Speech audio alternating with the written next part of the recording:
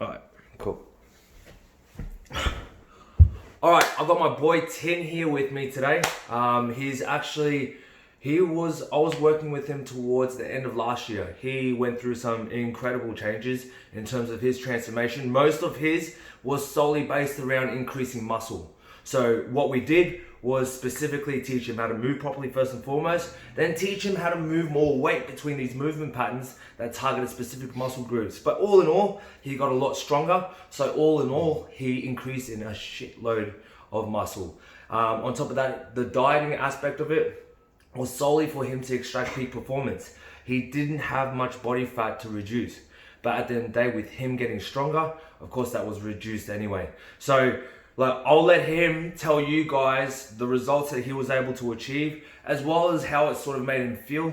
At the end of the day, this is an overall experience. The physical, the superficial side of the results means that there's obviously an internal response to what's happening, or a mental response. And obviously that's gonna flicker in a positive way. So what were the results again? Oh, it was that long ago. The results. Yeah, it was last year, August. Yeah. To November, right? But how much in strength did you increase? How much in muscle? And then as well as that, what were like your body fat stats as well? I lost 0.8 body fat. Not from, I think it was 13 when I was doing the measurement with at first, and then that's what I mean. It wasn't very body fat focused. It was just muscle focused. But I put a lot of weight on, like good weight, as in like muscle. Yeah. 100%. So I'm gonna put up a picture to show you guys the difference, his transformation pictures, and you'll see in a heartbeat. So how much muscle did you put on? 3.4 kg. 3.4. Yeah. So that was represented by the amount of strength that he was able to increase. And obviously I would even say 4 main movement patterns that I taught him how to increase more strength at, first and foremost move properly in, is overhead presses. There was squats, benches, and dumbbells. Squat, bench, and deadlifts. Yeah, fucking But at the end of the day, he progressed in all of them. He was able. What did you hit on bench? The first session with you was 55. But what did you hit overall?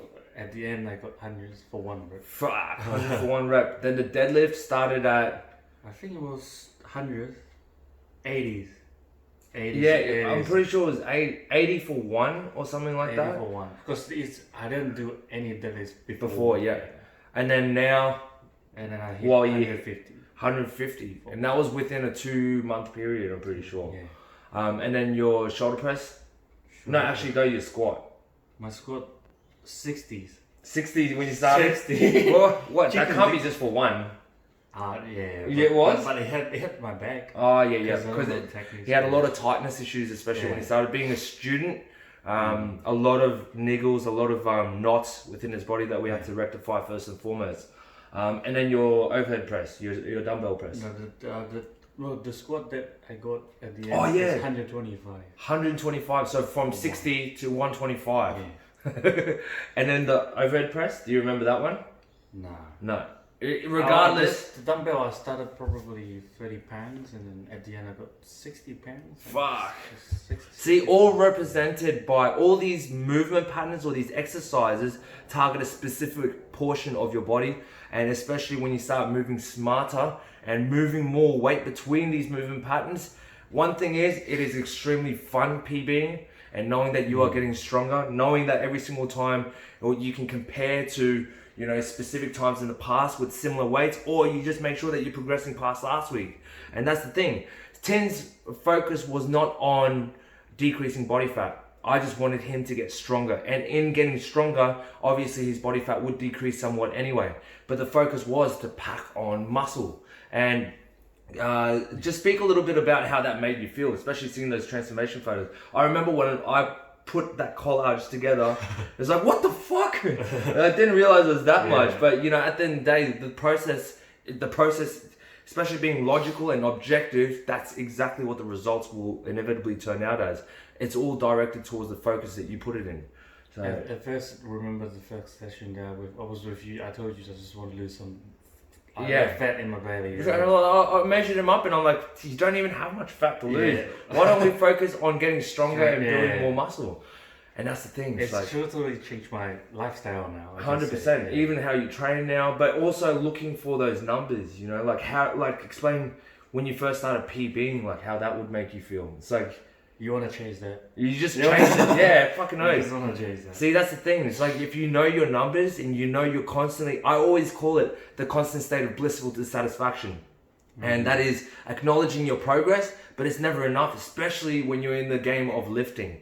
And like my game is recompositioning, so transformations, but within the fact that you are lifting, you are getting stronger, and following a diet means that you'll get leaner in the process. Now, we could have put a lot of effort into like absolutely stripping him down and, you know, rock hard six-pack abs and stuff like that, but it just wasn't the focus at that time.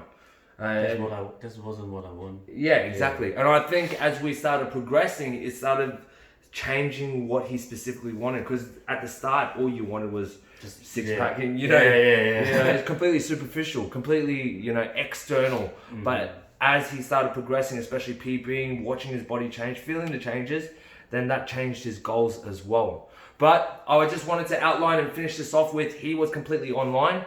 I had to pull him in today to just get this video together, just to show you guys what is possible in terms of, this was recompositioning without much body fat loss. And that's solely because the progressive steps that I designed for him at that point was not focusing on stripping any body fat down. Don't get me wrong, him getting stronger meant that he got leaner anyway.